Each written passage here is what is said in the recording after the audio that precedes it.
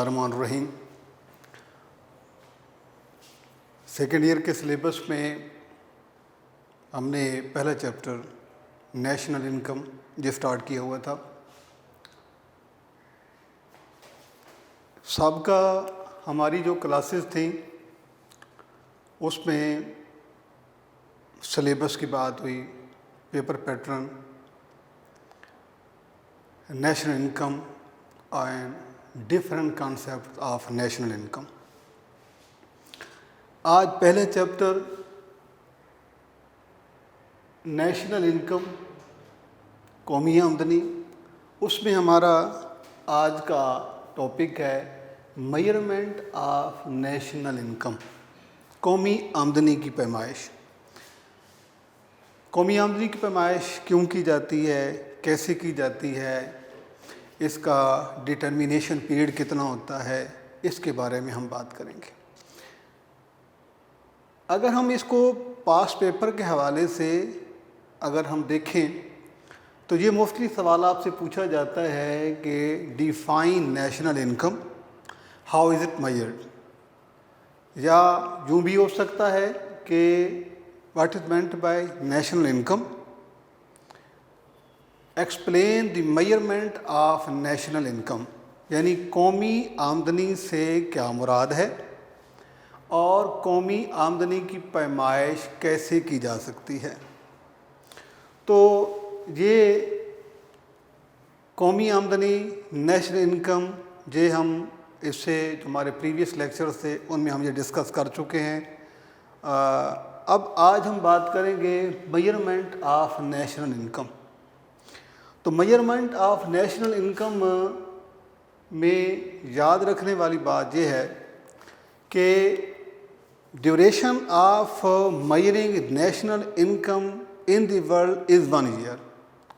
पूरी दुनिया में यही कायदा कानून है कि नेशनल इनकम को एनुअली मेजर किया जाता है। पाकिस्तान में भी नेशनल इनकम की मेजरमेंट जो है वो 1 साल होती है। अगर हम कंसेप्ट की बात करते हैं, इससे लास्ट लेक्चर में हमने इसके मुख्तलिफ तस्वुरात पे बात की थी, तो उसमें भी ये है कि चाहे आप जीएनपी हो, जीडीपी हो, पर्सनल इनकम हो, डिस्पोजेबल पर्सनल हो, तो इनकी मेजरमेंट जो है वो साल बाद ही होती है। अगर हम जीएनपी की बात करेंगे उसमें भी हम लिखेंगे annual aggregate of goods and services. National income की बात करेंगे तो भी हम बात करेंगे कि total market value of final goods within 1 year produced in a country within 1 year. Personal income की बात करेंगे तो उसमें भी है कि total amount of goods that is produced या earned by the individual in the duration of 1 year. तो नेशनल इनकम की मेजरमेंट जो है वो एनुअली यानी साल बाद की जाती है।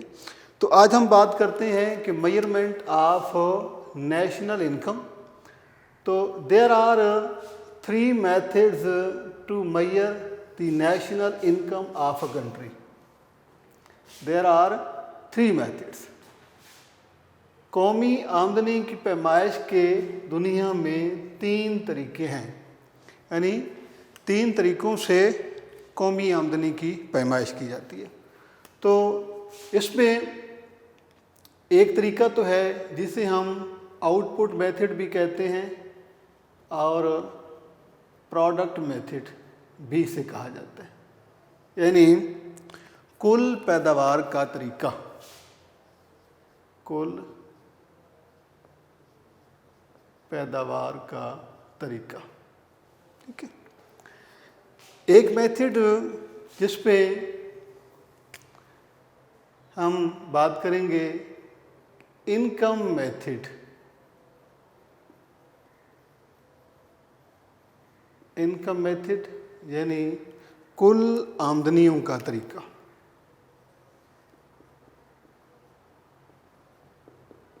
आमदनियों का तरीका। और इसके बाद एक मेथड है जो है एक्सपेंडिचर मेथड।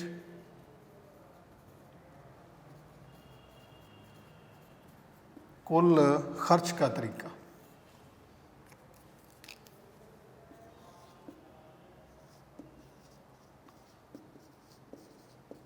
कुल खर्च का तरीका। सम टाइम ऐसे होता है कि आपसे एक MCQ भी पूछा जाता है कि methods of measuring national income are, तो उसमें आपसे नंबर पूछा जाता है कि नेशनल इनकम को मेजर करने के कितने जो है वो तरीके हैं। तो उसमें ऑप्शन आपको दिया जाता है 2, 3, 4, 5। तो आंसर में आपने लिखना है, आंसर जो आपका है वो 3। There are 3 methods to measure the national income of a country. तो 3 उसमें जो है आपका राइट वन ऑप्शन है। अब ये प्रोडक्ट मेथड है, दूसरा इनकम मेथड है, एक्सपेंडिचर मेथड है। अब हम तीनों मेथड से नेशनल इनकम को मेजर करेंगे कि प्रोडक्ट मेथड में जो है वो नेशनल इनकम को कैसे मेजर किया जाता है, इनकम मेथड में क्या प्रोसेस क्या होता है, क्या मतलब मेथड होता है, एक्सपेंडिचर मेथड में क्या होता है। तो हम बात करते हैं सबसे पहले प्रोडक्ट मेथड की। नेशनल इनकम की डेफिनेशन में भी आपने एक बात पढ़ी थी कि annual aggregate of goods and services. अब ये फर्स्ट मेथड जो है इसका तरीकाकार इस तरह से है कि हम इसमें 2 कॉलम बनाएंगे। एक कॉलम में हम लेंगे गुड्स और सर्विसेज को, और जहाँ पर हम उसकी वैल्यू लेंगे, यानी वैल्यू एडिड, कि उनसे इनकम कितनी आती है इस प्रोडक्ट मेथड। अगर आप चाहें तो इसके 4 कॉलम भी बना सकते हैं। पहले कॉलम में चलें आपको मैं दोनों जो है वो मेथड बताता हूँ। एक इसका तरीका तो ये है कि आप इस कॉलम में गुड्स ले लें और आगे उनकी अमाउंट ले लें। मसलन हम बात करते हैं कि एग्रीकल्चर सेक्टर जो है, एग्री सेक्टर से इनकम जो है वो मसलन जहाँ पर आप मिलियन में लिखें, मिलियन के 100 मिलियन। आप इंडस्ट्री सेक्टर लें, इंडस्ट्रियल सेक्टर, इससे आप 80 मिलियन। ट्रेड सेक्टर आप लें, इससे सपोज करते हैं 50 मिलियन। और इसके बाद आप ट्रांसपोर्ट का है, ट्रांसपोर्ट, इससे 50 मिलियन। ये आपके एक तो ये 4 आपने लिए हैं इसमें सर्विस प्रोडक्ट सेक्टर। आप सर्विस सेक्टर भी 1-2 ले सकते हैं। मसलन आप यहाँ पर सर्विसेज में ले लेते हैं जिसमें टीचर्स हैं, डॉक्टर्स हैं, एडवोकेट, लॉयर्स हैं। इनकी आप लम सम अमाउंट फर्ज किया 100 मिलियन लेते हैं। इनको जब आप टोटल करते हैं क्या 100, 200, 300, 380, ये आपकी नेशनल इनकम के तौर पर ये आप इसे शुमार करेंगे। तो ये प्रोडक्ट मेथड है। और इस प्रोडक्ट मेथड को अगर आप सिंपली आप 2 कॉलम बना सकते हैं। एक में आप गुड्स एंड सर्विसेज ले लें और दूसरे कॉलम में आप उसकी वैल्यू ले लें, जो मॉनेटरी वैल्यू, जो मार्केट वैल्यू भी आप उससे कह सकते हैं, वो ले लें। अगर आप चाहें तो इसके आप 4 कॉलम भी, क्योंकि कुछ बुक्स ऐसी भी हैं कि जिसमें ये 4 कॉलम बने हुए हैं। यानी कि पहले कॉलम में गुड्स एंड सर्विसेज हैं, सेकंड जो है उनकी क्वांटिटी, एनुअल उनकी क्वांटिटी कितनी है, नेक्स्ट में उनकी मार्केट वैल्यू क्या है, और उसके बाद उसकी इंडिविजुअल इनकम कितनी आती है। तो सिंपल आप इस मेथड से भी, यानी कि 2 कॉलम बनाकर भी, एक कॉलम में आप गुड्स एंड सर्विसेज को ले लें, दूसरे कॉलम में जो है आप उसके जो है वो इनकम, और इस इनकम का जब आप टोटल करेंगे तो ये आपकी जो है वो टोटल इनकम आ जाएगी, नेशनल इनकम। तो ये बहुत ही सिंपल मेथड है। अब इस मेथड में ये इसका होता है क्योंकि इसको हम डिटेल मेथड कहते हैं। डिटेल मेथड इसलिए है कि इसमें हर सेक्टर की इंडिविजुअली प्रोडक्ट आती है। ये तो एग्जांपल के तौर पे 2-4 हमने लिखी हैं, उसके बाद हमने जो सर्विस सेक्टर ले लिया है, तो इसमें आप इंडिविजुअली लिखेंगे। मसलन हर एक सेक्टर के बारे में, agriculture, industry, manufacturing, transport, trade, communication, तमाम सेक्टर्स की आप लिखेंगे और सामने जो है आप इसके उनकी इंडिविजुअल इनकम, जब इसको आप टोटल करेंगे तो आपकी नेशनल इनकम आ जाती है। इसके एक तो हमें ये पता चल जाता है कि कौन सा सेक्टर जो है वो कितनी प्रोडक्ट दे रहा है, आया कि वो प्रोडक्ट जो है, और दूसरी बात ये आ जाती है कि इसमें हर एक सेक्टर का नेशनल इनकम में कंट्रीब्यूशन जो है वो क्लियर हो जाता है कि उसमें जो है वो एग्रीकल्चर सेक्टर कितना कंट्रीब्यूट कर रहा है, इंडस्ट्री सेक्टर कितना कंट्रीब्यूट कर रहे हैं, ट्रेड से कितना शेयर हो रहा है, ट्रांसपोर्ट से कितना है, सर्विस सेक्टर कितना दे रहा है। तो ये एक आप इसको सिंपल मेथड भी आप इसे कह सकते हैं और ये बहुत आसान होता है। आप इसे ज़्यादातर जो है आप इन तीनों मेथड में से मोस्टली जो है नेशनल इनकम को मेजर करने के लिए प्रोडक्ट मेथड ही इस्तेमाल किया जाता है। उसके बाद दूसरा जो तरीका है वो हम यहाँ पढ़ रहे हैं और वो है इनकम मेथड। अब फर्स्ट ईयर में भी आपने प्रोडक्शन फंक्शन पढ़ा होगा या सिंपल आपने पढ़ा होगा प्रोडक्शन ऑफ वेल्थ। तो इनकम बेसिकली जो है हम कोई जब प्रोडक्शन होती है, जब प्रोडक्शन फंक्शन जब हम पढ़ते हैं तो उसमें इनपुट्स और आउटपुट्स का जिक्र होता है। तो इनपुट्स का मतलब होता है कि फैक्टर्स ऑफ प्रोडक्शन। तो फैक्टर्स ऑफ प्रोडक्शन जो हैं ये बेसिकली 4 होते हैं और इस मेथड में हम 2 कॉलम बनाएंगे। एक यहाँ पर इसमें यहाँ पर हम लिखेंगे फैक्टर्स और इस कॉलम में हम लिखेंगे हर फैक्टर इनकम। मसलन लैंड है, लैंड फैक्टर जो है इसका रिवॉर्ड होता है रेंट, उसकी अमाउंट कितनी है। अगर हम इसको यहाँ पर सपोज करते हैं कि रेंट जो है वो एक साल में फ़र्क किया 50 मिलियन आता है।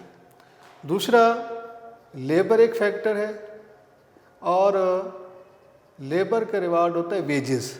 वेजेस में आप लिख लीजिए 200 मिलियन। उसके बाद अगला है कैपिटल।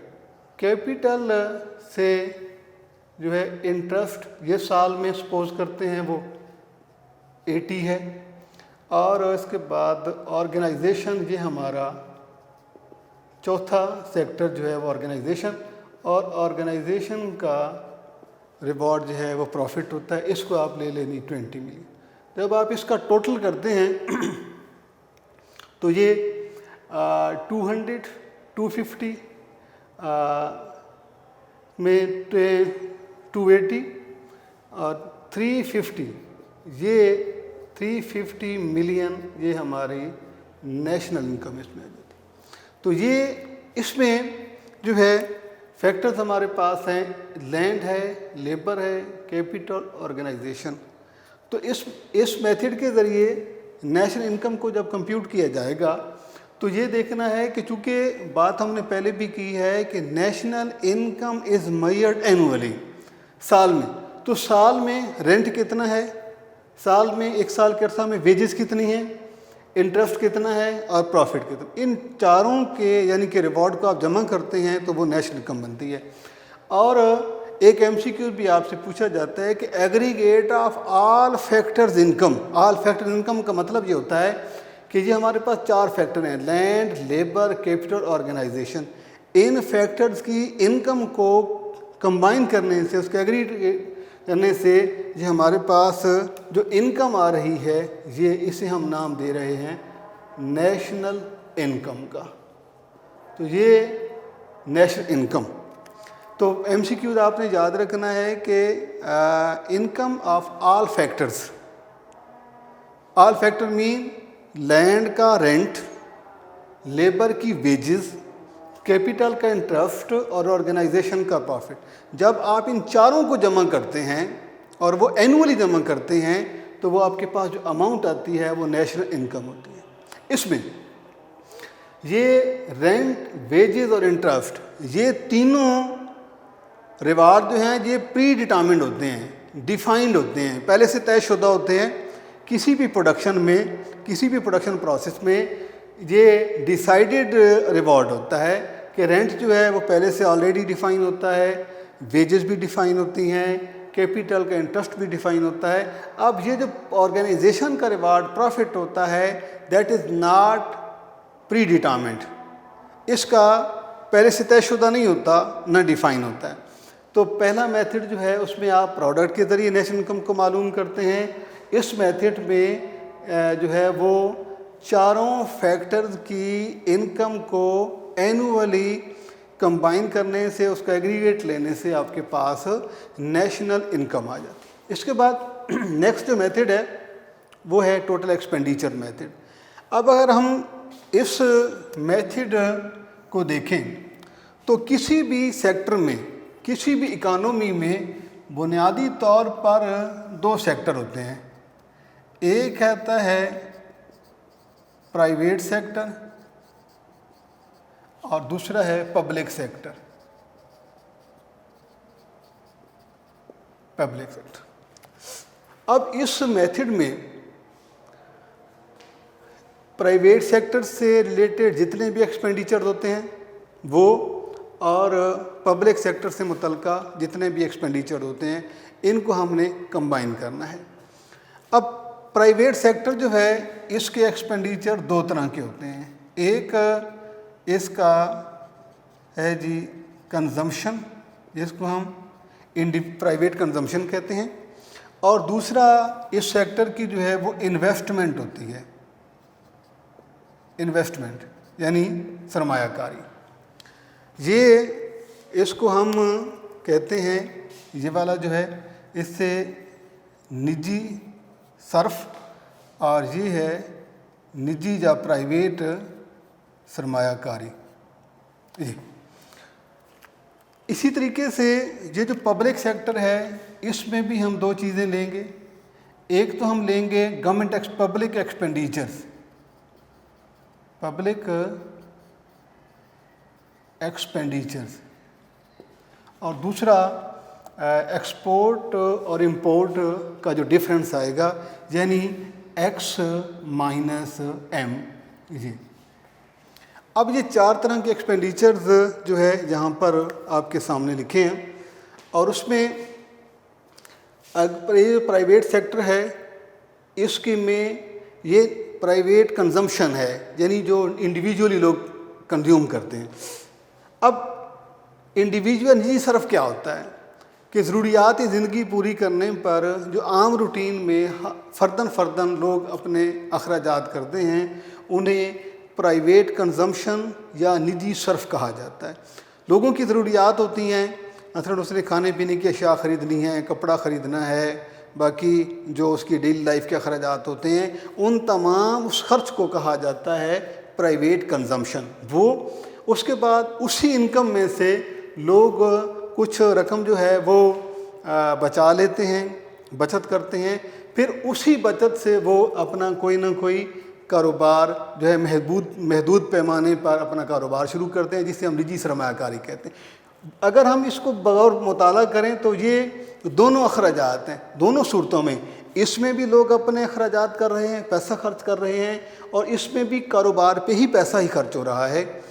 तो ये दो तरह के अखराजात प्राइवेट सेक्टर्स के हवाले से होते हैं। अब दूसरा पब्लिक सेक्टर, यानी पब्लिक सेक्टर गवर्नमेंट के अखराजात। अब गवर्नमेंट जो पब्लिक एक्सपेंडिचर या गवर्नमेंट एक्सपेंडिचर जो है, गवर्नमेंट एक बड़े नेटवर्क का नाम है। गवर्नमेंट एक तरफ से इनकम अर्न करती है और फिर उसी अर्न इनकम को आवाम पे खर्च करती है। जैसा कि ये जो प्राइवेट या पब्लिक एक्सपेंडिचर जो हैं, जिसमें लॉ एंड ऑर्डर पे खर्च होता है, डिफेंस पे है, पुलिस है, कोर्ट है, सोशल सिक्योरिटीज़ हैं, बेनिफिट्स हैं, एजुकेशन है, हेल्थ, ट्रांसपोर्ट, ये गवर्नमेंट अपनी उस आवाम को जो सहूलियात, जो तहफ़्फ़ुज़ देने के जो अखराजात करती है, उसे हम पब्लिक एक्सपेंडिचर कहते हैं। और उसके बाद एक्सपोर्ट माइनस इंपोर्ट, यानी दरामदात और बरामदात का फ़र्क। अब हुआ इसमें, जब हम इस सेक्टर के इस तरीके के ज़रिए नेशनल इनकम को कंप्यूट करेंगे, तो उसमें हम इस तरह से साल भर के विदिन 1 ईयर, क्योंकि नेशनल इनकम की जो कैलकुलेशन होती है वो साल भर की होती है। इस मेथड को हम यूँ लिखेंगे, इसमें हम 2 कॉलम बनाएंगे इस मेथड के। एक में हम यहाँ पर एक्सपेंडिचर लिखेंगे और यहाँ पर उसकी हम अमाउंट लिखेंगे, अमाउंट। अब एक्सपेंडिचर कौन कौन से हैं? सबसे पहले है प्राइवेट कंजम्पशन।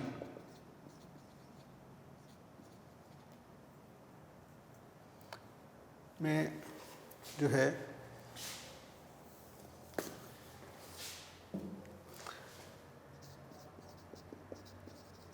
प्राइवेट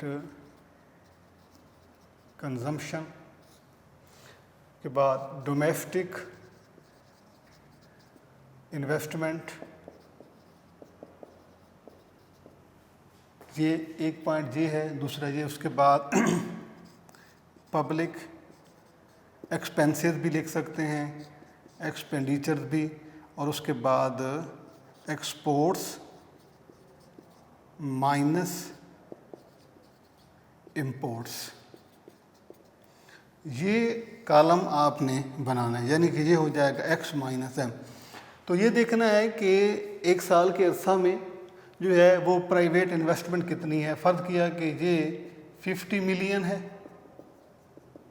यानी 50 मिलियन जो है वो आम लोगों ने 50 मिलियन खर्च किया है। इन्वेस्टमेंट उन्होंने की है 30 मिलियन। गवर्नमेंट के जो एक्सपेंडिचर्स हैं वो 100 मिलियन हैं, और एक्सपोर्ट इंपोर्ट का जो डिफरेंस है वो 20 मिलियन है। तो जब आप इसका टोटल को करेंगे, एक साल के अरसा में प्राइवेट कंजम्पशन कितना हुआ है, प्राइवेट इन्वेस्टमेंट कितनी हुई है, गवर्नमेंट ने अखराजात कितने किए हैं, और उसके बाद एक्सपोर्ट इंपोर्ट का डिफरेंस क्या आया है, तो ये आपकी नेशनल इनकम हो जाएगी 80, 100, 180, और ये हो जाएगा 200 मिलियन, यानी कि ये हो गई नेशनल इनकम। तो national income is equal to कौमी आमदनी 200 मिलियन। इसमें ये आपका मुकम्मल से, इसमें शॉर्ट में इसमें से बात पूछे जाते हैं, इसमें से लॉन्ग भी लॉन्ग तो ये है सवाल आपका। शॉर्ट में अगर आपसे पूछे जाएंगे तो सिंपली आपसे इंडिविजुअली किसी मतलब है कि define product method, what is meant by income method, what is expenditure method, या यूँ भी हो सकता है कि आपसे ये सवाल पूछा जाए कि what are the methods to measure the national income of a country. तो ये कम्प्लीटली आपने इसको याद रखना है, इसको इस तरीके से आपने सवाल को तैयार करना है। और ये मोस्टली जो है वो लॉन्ग के हवाले से है।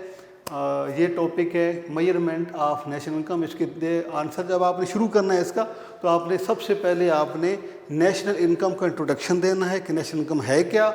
उसके बाद सवाल आप आंसर में आपने लिखना है कि there are 3 methods to measure the national income of a country, these are the following: product method, income method, expenditure method. फिर उसके बाद 1 बाय 1 सबसे पहले प्रोडक्ट मेथड को आपने उसका वो टेबल बनाना है, जिस उसको एक्सप्लेन कर देना है। उसके बाद इनकम मेथड है, इंट्रोडक्शन है, टेबल बनाना है, नीचे एक्सप्लेन करना है। उसके बाद एक्सपेंडिचर मेथड में ऊपर आपने इंट्रोडक्शन देना है, एक्सपेंडिचर मेथड आपने बयान करना है, उसके बाद उसको एक्सप्लेन कर देना है।